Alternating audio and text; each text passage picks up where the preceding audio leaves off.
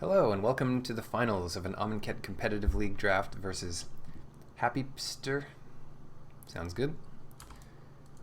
With our 5-color brew here, this is Gift of Paradise, basically the whole deck, fixing for all of our double color splashes.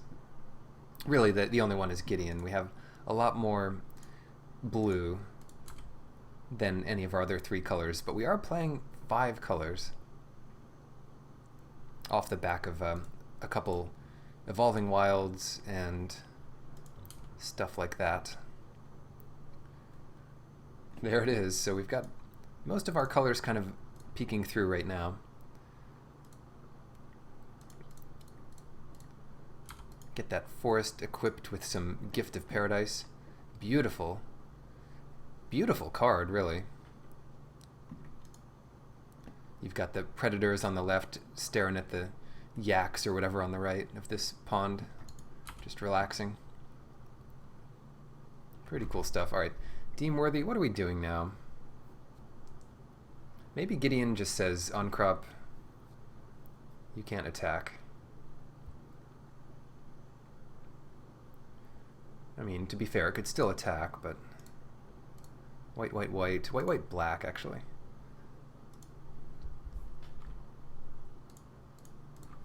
It's not going to do much damage, and if they want to use mana, they're not going to get any damage in on Gideon.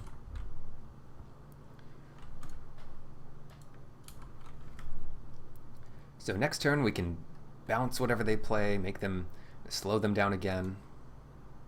Oh, it's kind of funny. They can attack with both and exert the on-crop champion to untap the Vitalist and do it again.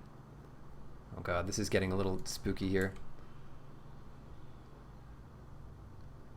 So, what do? We can go ahead and bounce the Vitalist to get rid of this cartouche. I'm not sure if that's as effective as we'd want it to be, but it does slow their mana down, and then we have the Angler Drake to block Serpapard. Just trade with it. But we do want that bounce. Let's get that bounce.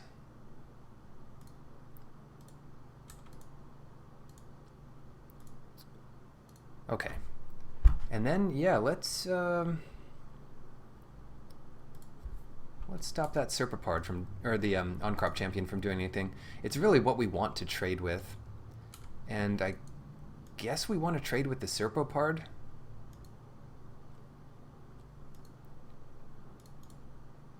No, that might have been wrong. Shoot, didn't think about it long enough. But the Aven Initiate can trade with the Serpapard. So we probably... God, their deck is great. Their deck is so good. Okay, this is why we're playing a bunch of colors, though. We can just kill the Great Maw and stop the on-crop champion from hitting us again. Yeah, we should have killed... Or, we should have traded with the champion. Live and learn. Kind of a small thing, but we don't have an answer to the champion. Not yet, anyway. Besides Gideon being alive. So it's not as bad as it could be, but what is this? 6/7 hexproof? Okay. Thank goodness, it's only a 3/3 vigilance flyer. We've got 7 mana here. That lets us do Spring.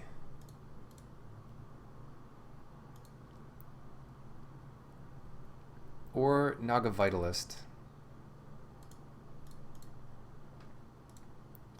So we know we're doing this. We can kind of just think a bit. Yeah, let's do Spring.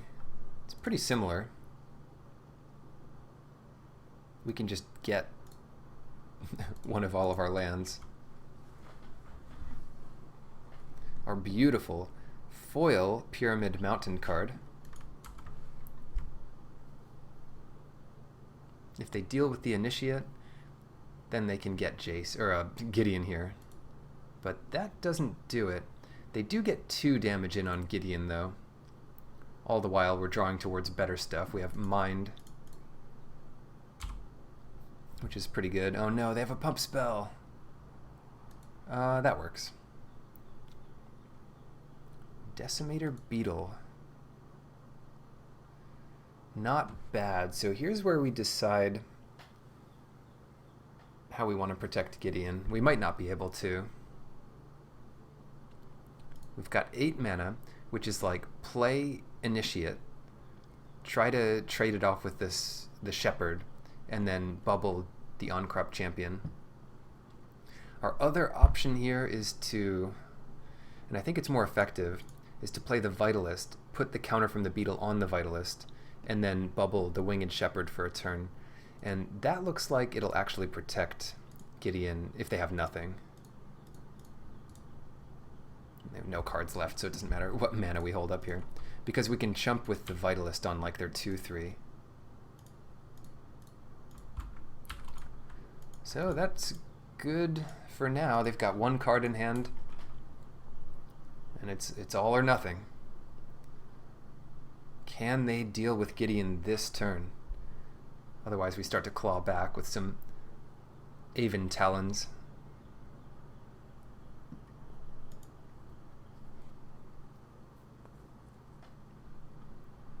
Thinking is a good sign for us if they don't immediately have the answer to this, like deem worthy our Decimator Beetle, attack with everything.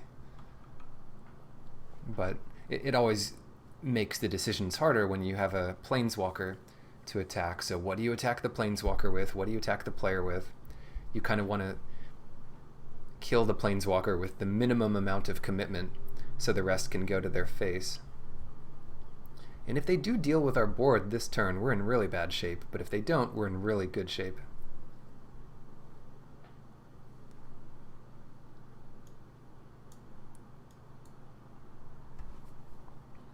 Okay, Talkrop Elite. That does put some pressure on us, no doubt.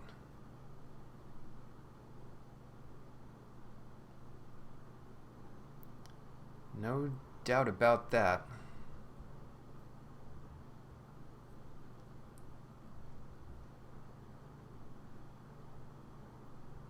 So Gideon will go up to 4. Gideon stops something from hurting. We can attack here and try to pressure Talkrop Elite and maybe kill it next turn with the Beetle. They could put a bunch of blockers on the Beetle. But if they just put, yeah, it's not going to work. Oh, God. It's going to be so hard to protect Gideon here. What they do, I mean, they have 2 exerters, so they exert Talkrop, pump their whole team. We can chump their biggest guy on crop champion or bubble it. So we chump it, then we're still dealing with 4. Let's say we put the initiate on that. We get 2 or 3 from the elite, but Gideon will be at 4. We have 1 more chump. What I want to do is attack with this Beetle and then start to try to kill the Talkrop Elite. But in order to do that, we need to bubble on crop champion.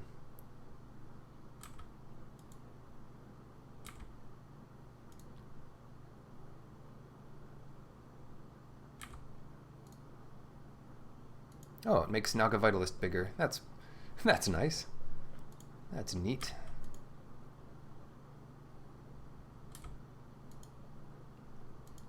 So this line does lose Gideon. Kind of loses Gideon. But here we go. We get Initiate back. We could try to... It just depends how much they want to commit to getting this poor Gideon.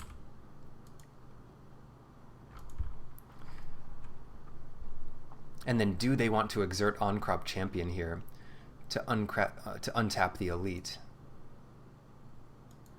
I don't know. I don't know.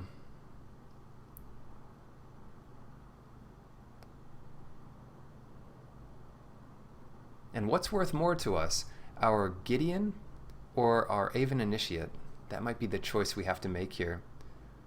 Well, it turns out it wouldn't matter. But if it all comes at Gideon, we could just, heck, trade with anything on the ground. Or just ignore it completely. Alright, look, we can block 2. Gideon dies no matter what. Is there any block we can make that's good for us? I don't think so. And they are all attacking Gideon, so we just let Gideon go here. Sorry, bud. Then we can finish off Tawcrop Elite with the Decimator Beetle attacking. Oh no, they just have it all. They're just going to play cards. Too many cards.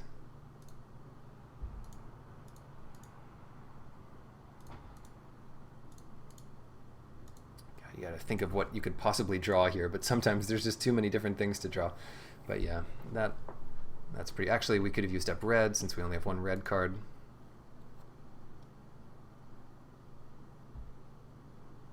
Oh my goodness. Decimator Beetle. Yeah, Decimator Beetle is a good card. We still want to just pick off creatures when we can. And it looks like the scariest thing to deal with is this Retcrop Spearmaster right now. If they want to trade with the Beetle, they have to trade it with at least 2 things, or the on-crop Champion.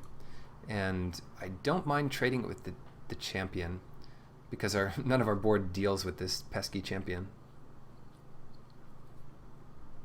It's basically Champion or all 3 of the other cards. Ooh, that's interesting. Well, the Champion isn't all that special on its own. I'd rather... Oh, shoot. Not all 3 of them. Yeah, let's get the Angel and the Companion, because the Tawcrop Elite has to exert to attack through the Initiate. So I like this. It makes the exert less potent as well. And if we ever draw any more cards, we have a lot of mana to use.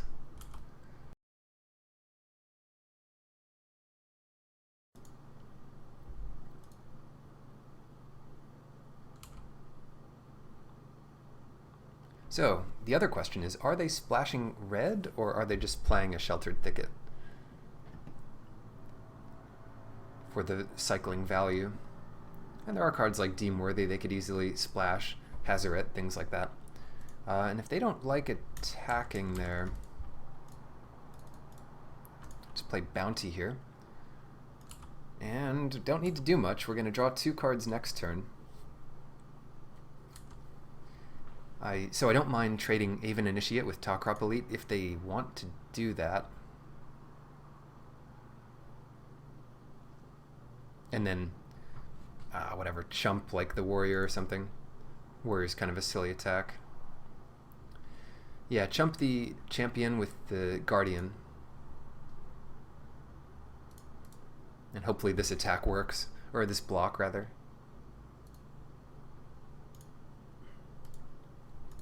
Well, that's exerted for now anyway. Let's just block like this.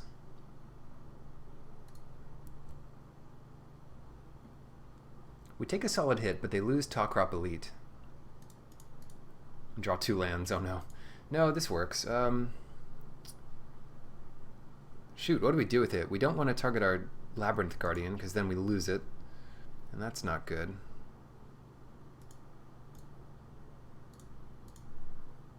Always putting it on these awkward creatures. Oh, there we go. And then we always draw the creature we'd rather put it on immediately. But, you know, a Greater Sandworm this turn is maybe better than a Greater Sandworm next turn, with flying soon after. Shoot, so what do we do? Well, we have a nice little flying attacker here, so get in for 3. Next turn we'll have plenty of mana without it, and not much to do with it, so... Attacking for 10 next turn. Not sure what they can do about it. Do they have any... Embalm? No, they don't, so they concede. And that works for me. Stinging Shot. Dissenter's Deliverance. Both of these turn out to be great in this matchup. I'm not sure if we want 2 Stinging Shots. Oracle's Vault is still a bit slow. Bounty is fine. The rest of it seems pretty good.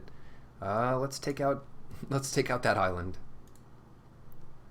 That classic island removal. And then, of course, we always draw hands like this where we have plenty of lands, and we're happy that we don't have to see any more or much more. And we can keep. So this goes turn 3 spring into turn 4 final reward if there's something especially difficult to deal with, like a big embalm creature. And nothing before then. Naga Vitalist. Yeah, I'm actually surprised we won that game. They really curved out with a lot of 4-power creatures incredibly early. But I guess we just keep going here. Gideon's going to take some time. We'll have to draw that enchantment to get it because it looks like final reward is our best bet early. Just to survive here. Or even Initiate. Initiate blocks the Serpapard.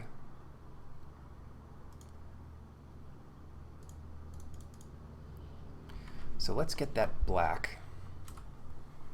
And then next turn, Initiate, or removal for whatever giant monster they play here. They don't have white, so that's good for us. Struggling on our life total somewhat. Don't get electrified. Oh gosh, what is this pump spell? Let's block some extra damage. Shed Weakness is fine, you know. Figure you'd encounter something like that. It even beats our Vitalist if we block the... Or it even beats our Initiate if we block the Vitalist.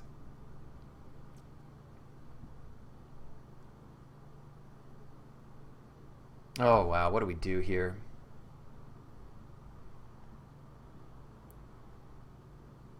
It's a bit unfortunate, but I think we use Final Reward on the Prowling Serpapard and just fetch for white. They've got their white now. See what they come in with. Just everything.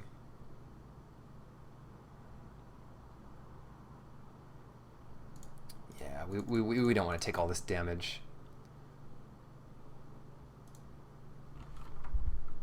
Get our 5th color. Look at how beautiful our mana base is. The rest of our battlefield, not so much. There's the champion. And here's our champion. Hopefully, no answers, please. Good thing most answers don't develop the board, so we might have a couple more turns here. Fan Bearer, that's good. Deem Worthy will take care of it in time.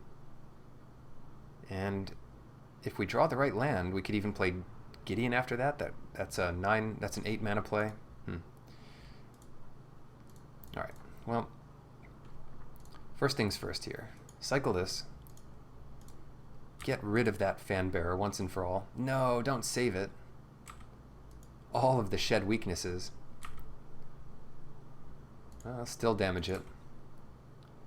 You don't expect the second Shed Weakness. For whatever reason.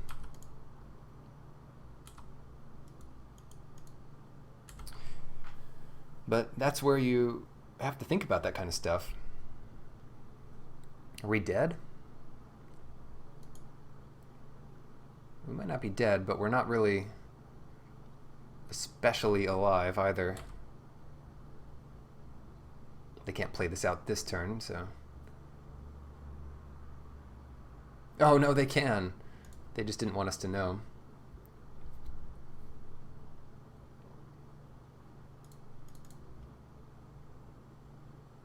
I don't know what we could draw, but we're going to try to draw exactly that. We could draw that life gain spell. Or nothing. And we need to get them tapping something down. And then I guess we just barely survive here. Maybe doubling up on the Uncrop Champion so that the 3rd Shed Weakness kills us. Yeah, I mean, there's really no way we lose this game if we deem worthy the Fan Bearer there for full price. Just got a bit greedy. Just playing a little too fast. Oh, wow. I'm really surprised they let us have it there. But now they can tap 2 creatures down, and that sucks for us. 1, 2, 6. We could play another creature to block, or draw a couple cards.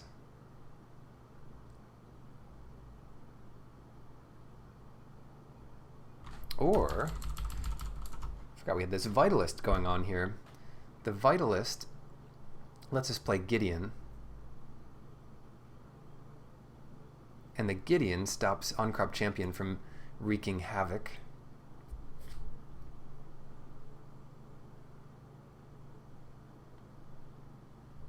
Seven, and then we have 7 left over for the Initiate, without having to tap Weaver of Currents.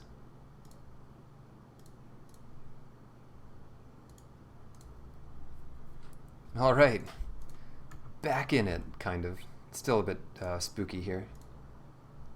And since we have stuff to do with our mana, we don't want to be wasting it on drawing cards. We can do that later.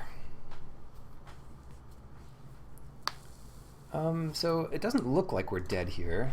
They get in with 3 of their creatures. They can tap down Weaver of Currents, and we can trade off Aven Initiate for something and take 3. Uh-oh. 3, 4, 5, 6. Okay, so we are actually dead this turn. A close one. That was a close one. Would expect nothing less from our finals opponent here. What does that mean, though? Do we need Haze of Pollen? No, I don't think we need Haze of Pollen. Not when we're on the play. Stinging Shot is also okay, but not incredible when they don't play a creature for it to deal with. The other thing is playing another land on the play to make sure we can curve out.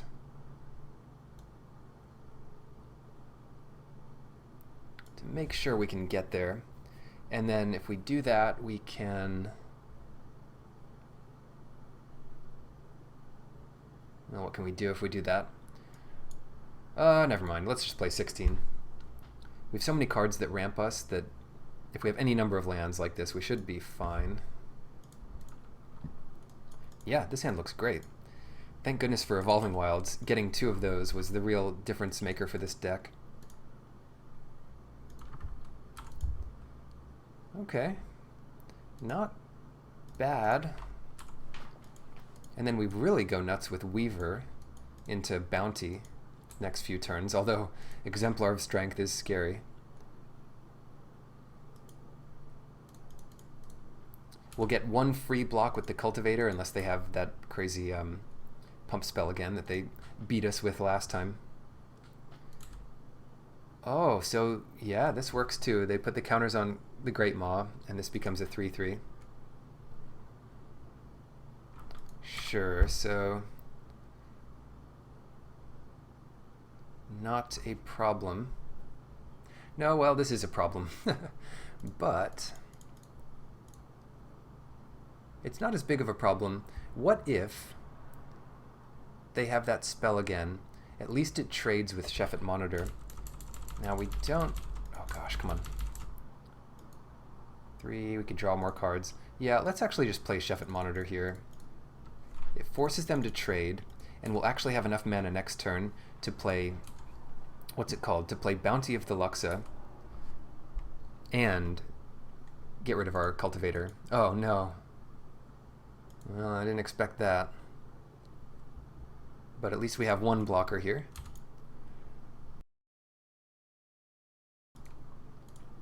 Okay, sticking to it, we still have the mana to do everything we really want to here, which is Bounty of the Luxa, sack the Cultivator when they attack for a bunch.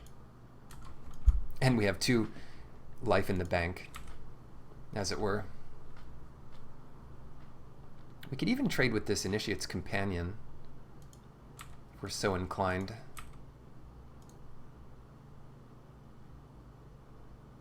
Ouch, Cartouche of Solidarity. Such an annoying card.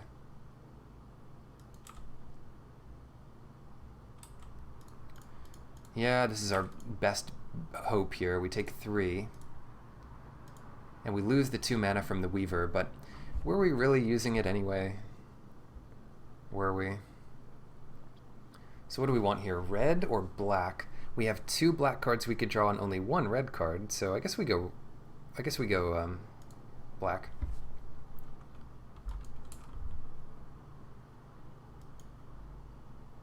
Come on, 2 cards. Can they save us? No, Dissenter's Deliverance. Well, it doesn't help us right now, and we need something that can help us right now.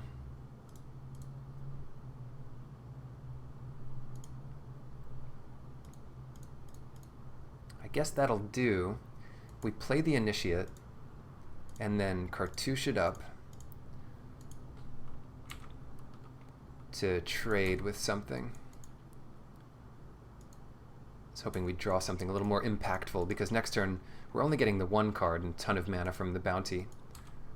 They're cycling, they're digging for maybe a pump spell that can send us to the afterlife, to be judged by God Pharaoh Nicol Bolas. Nicol Bolas. Well, the on-crop champion just has more value than the exemplar, unless they have creatures that can shed counters over here. But usually, just go with this. Taking a lot of damage.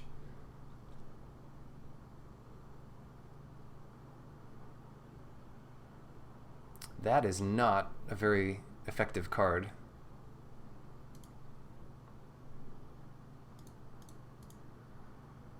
It's 5, 6, 7.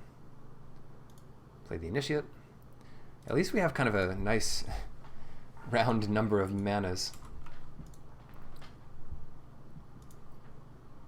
to sacrifice the Sheffet Monitor and try to survive and draw 2 next turn. But that means we're actually chumping here. We can't survive without chumping things. But, well, we don't have to chump, because we can block the Initiate on the Warrior and take 3. It loses to the pump spells we know they have in the deck. But we're not winning a game without taking a few risks here. So yeah, and any pump spell is just going to kill us here. The only way we don't die against 1 pump spell is to just chump these 2. And then the Warrior could put us to 1, but they just, I don't know. They just hold their pump spell for the next turn and kill us then. So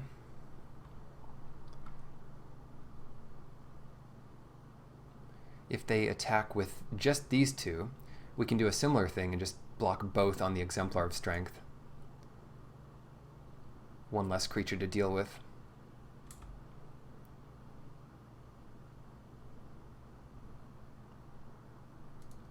Did they hear us? Okay.